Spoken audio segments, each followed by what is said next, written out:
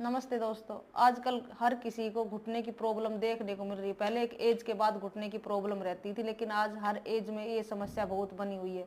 आपको सीढ़ियाँ चढ़ने में प्रॉब्लम आ रही है, आपके घुटने में कट कट की आवाज़ आ रही है, अगर घुटना मुड़ने में परेशानी है, घुटने में स्वेलिंग रहती है, इस तरह की प्रॉब्लम है। आपने डॉक्टर के यहाँ चेक कराया तो डॉक्टर ने आपको नी रिप्लेसमेंट के लिए बोला है।